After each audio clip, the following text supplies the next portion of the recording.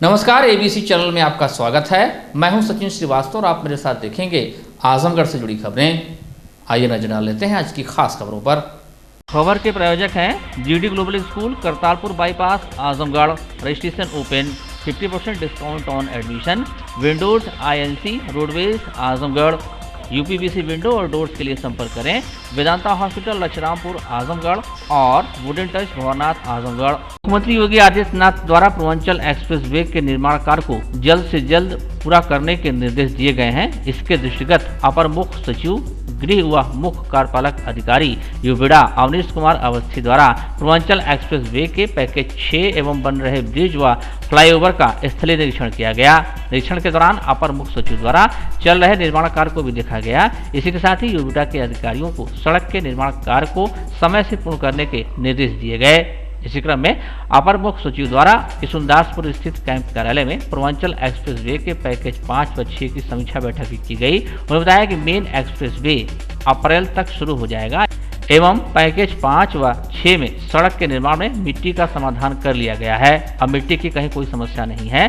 अब केवल कॉन्ट्रैक्टर को मिट्टी का कार्य करना है। इसके लिए कॉन्ट्रैक्टर को निर्देश दे दिए गए हैं। आगे उन्होंने बताया कि स्ट्रक्चर का कार्य तेजी से चल रहा है। 12 स्लैब में से 4 स्लैब की ढलाई की जा चुकी है। आगे स्लैब के निर्माण में बेहतर सीमेंट लगाने के लिए कार्यदायी संस्थाओं को निर्देश दिए गए हैं। उन्होंने बताया कि NTPC द्वारा फ्लाई ऐश उठाने के लिए अब 24 घंटे की अनुमति मिल गई है, जिससे सड़क के निर्माण कार्य में और तेजी आएगी। सभी अधिकारी पूर्वांचल एक्सप्रेस वे के निर्माण कार्य में दिन रात लगे हुए हैं। अपर मुख्य सचिव ने पुलिस अधीक्षक को निर्देश दिए कि पूर्वांचल एक्सप्रेस वे चालू होने के बाद जहां जहां पुलिस चौकी की स्थापना एवं PRB वैन 112 को खड़ा किया जाना है, इसके लिए जगह का चिन्हांकन कर लें, जिससे ट्रैफिक कंट्रोल का संचालन ठीक प्रकार से हो सके।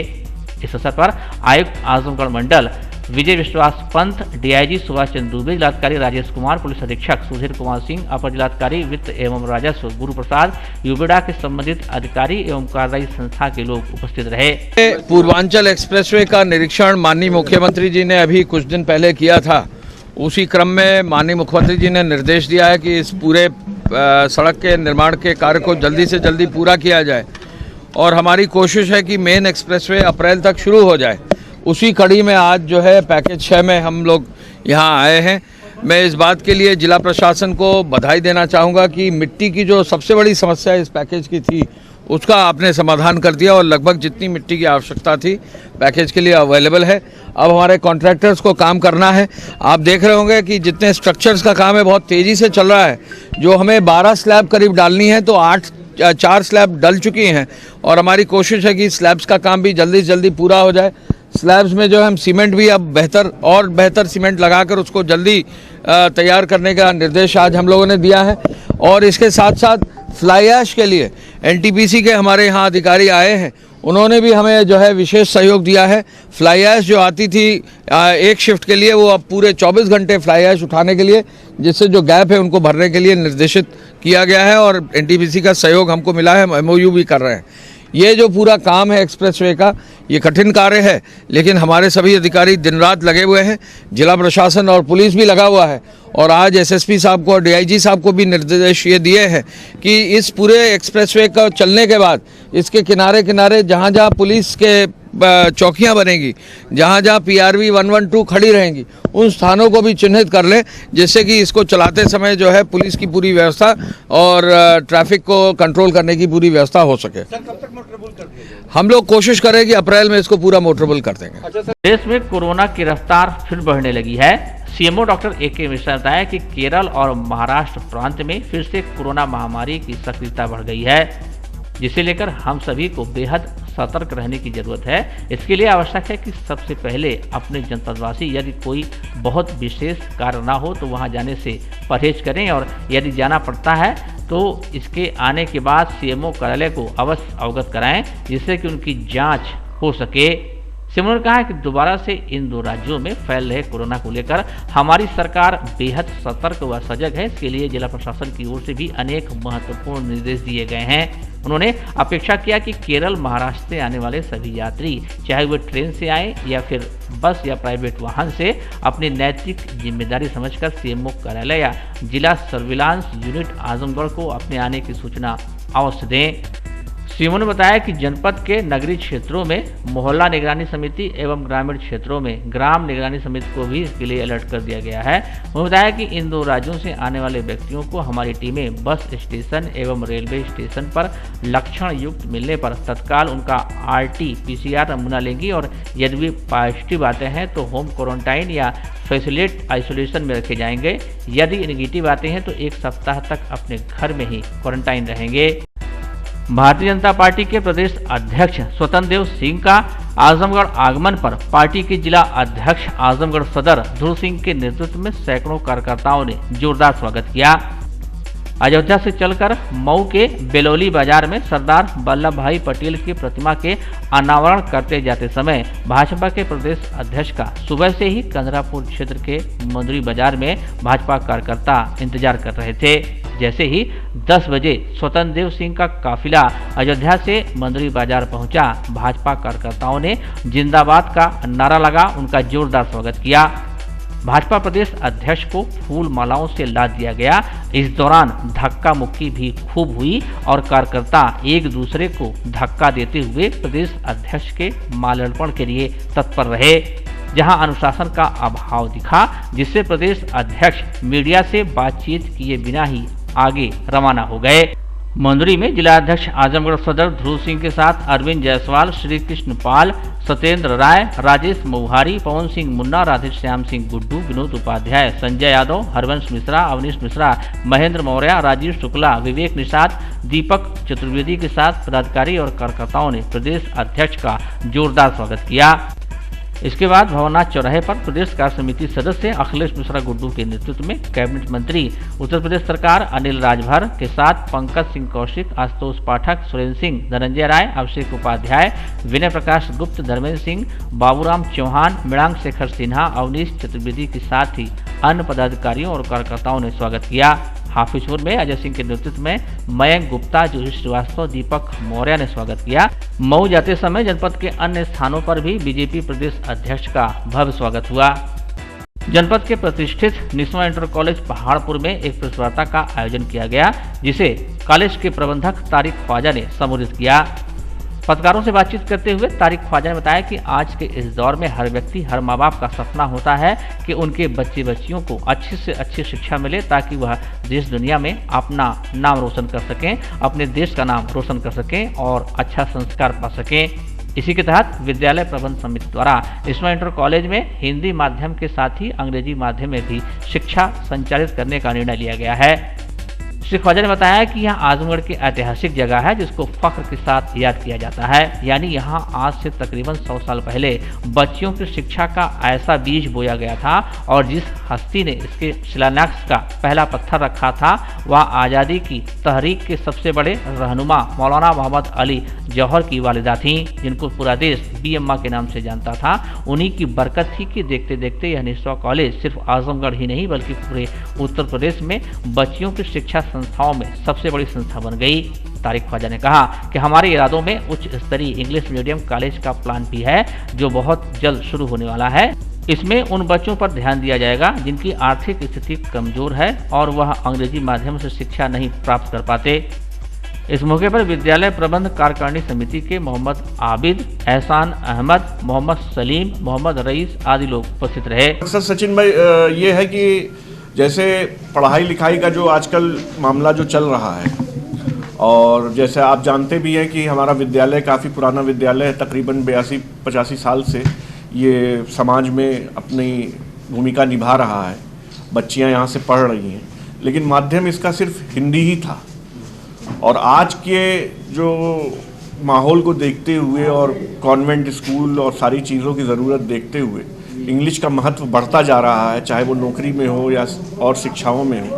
तो इस साल से हम लोग इसको इंग्लिश मीडियम स्कूल करने जा रहे हैं, और वो भी इस तरह से कि समाज के जो बच्चे हैं जो थोड़ा आर्थिक रूप से जो निचले स्तर या निचले पायदान पे हैं, जो बड़े बड़े स्कूलों में नहीं जा पाते हैं, उनके लिए ये पूरी मुहिम और ये पूरा स्ट्रक्चर बनाया गया है कि वो कम दामों पे शिक्षा ग्रहण करें और अच्छी शिक्षा।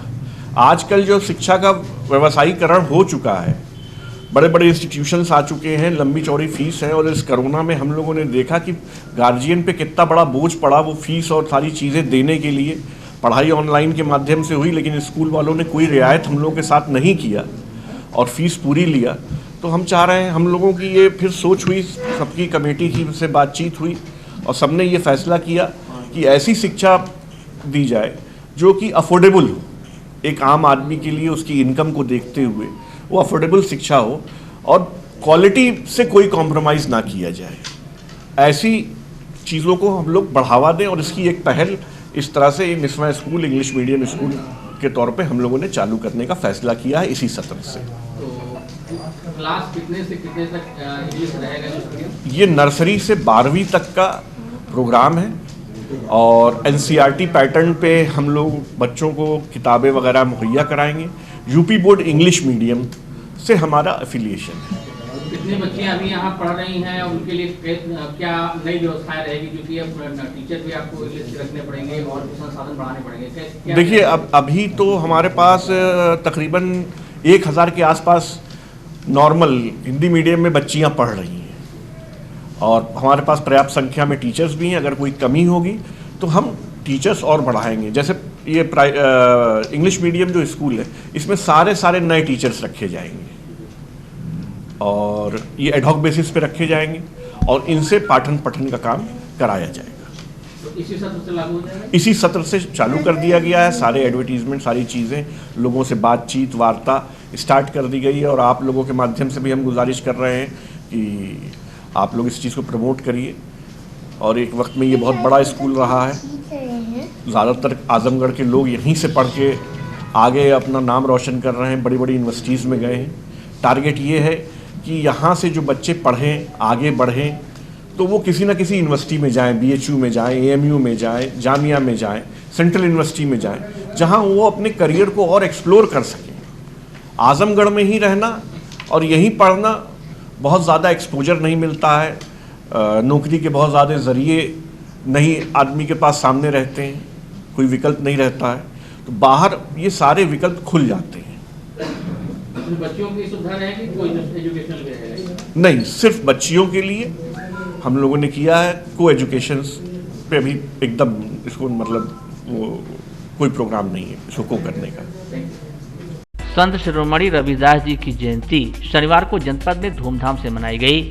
जयंती के अवसर पर जगह जगह आयोजित सभाओं में संत रविदास जी के बताए रास्ते पर चलने का संकल्प लिया गया। इस अवसर पर शहर के हरबंसपुर में स्थित रविदास मंदिर में विविध कार्यक्रम आयोजित हुए। संत रविदास जी की प्रतिमा पर पुष्प अर्पित कर लोगों ने उन्हें नमन किया। इस दौरान वक्ताओं ने कहा कि संत रविदास जी ऊंच नीच, जात पात, धार्मिक भेदभाव, सांप्रदायिकता और छुआछूत जैसी विकृतियों की घोर निंदा करते थे। वे कहा करते थे कि सत्य, अहिंसा, धर्म, सदाचार, मानव सेवा करना ही सच्चे मार्ग पर चलने के समान होता है।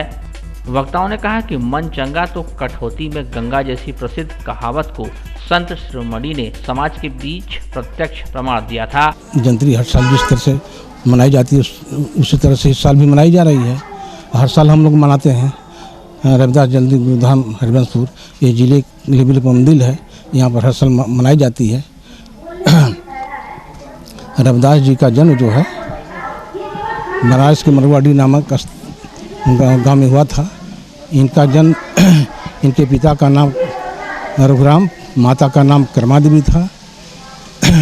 इनका जन्म माघ सुदी विक्रमी 15 1460 में हुआ था। इनकी पत्नी का नाम लोना देवी था। जिस तरह से जैसे माता जसोदरा ने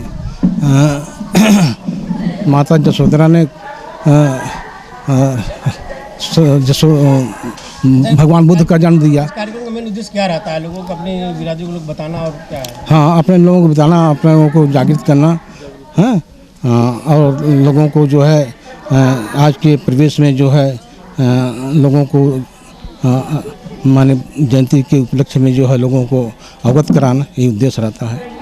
जिलाधिकारी राजेश कुमार की अध्यक्षता में कलेक्ट्रेट सभागार में जिला शिक्षा अनुश्रवण समिति की बैठक संपन्न हुई। इस अवसर पर ऑपरेशन कायाकल्प योजना अंतर्गत परिषदीय उच्च प्राथमिक विद्यालयों में अवस्थापना सुविधाओं के संतृप्तिकरण, शारदा पोर्टल पर आउट ऑफ स्कूल बच्चों की पहचान तथा प्रेरणा ऐप आदि की समीक्षा की गई। जिलाधिकारी द्वारा विकास खंडवार परिषदीय उच्च प्राथमिक विद्यालयों की समीक्षा की गई।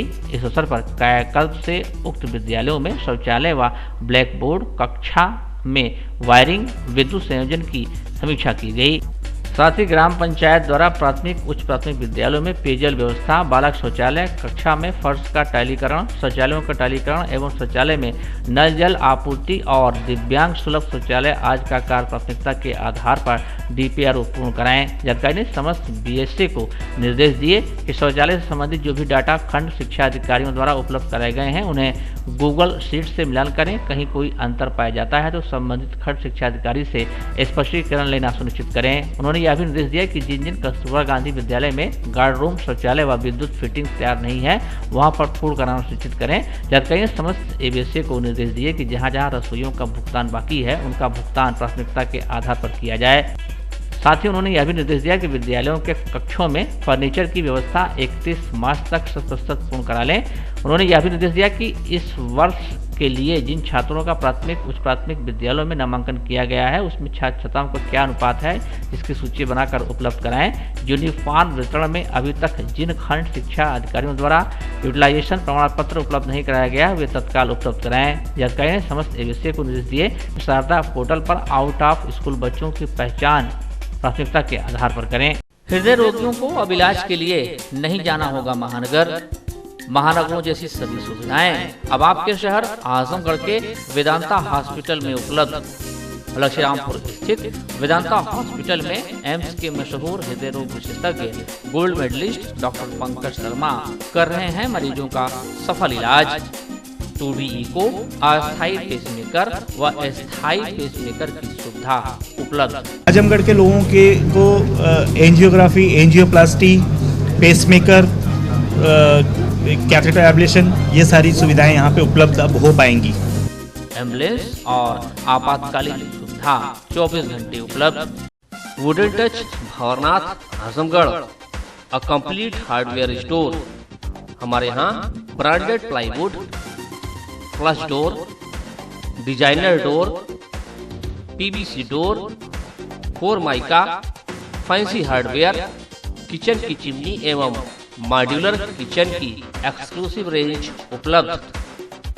अपने आशियाने में लगाइए 4 चांद, पहुंचिए वुडन टच भंवरनाथ आजमगढ़।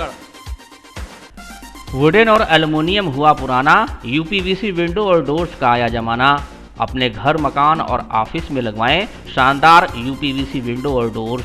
दीमक, पेंट, पॉलिश के खर्चों से बचें। High security, sound proof, energy saving, fire resistant, water proof, one time investment. UPVC window और डोर्स अब आपके शहर आजमगढ़ में उपलब्ध। Windows INC besides BJP office, roadways, civil lines Azamgarh. Wall interior के लिए भी संपर्क करें। 3D wallpaper, 5D wallpaper, designing wallpaper, kitchen, bedroom and drawing room wallpaper.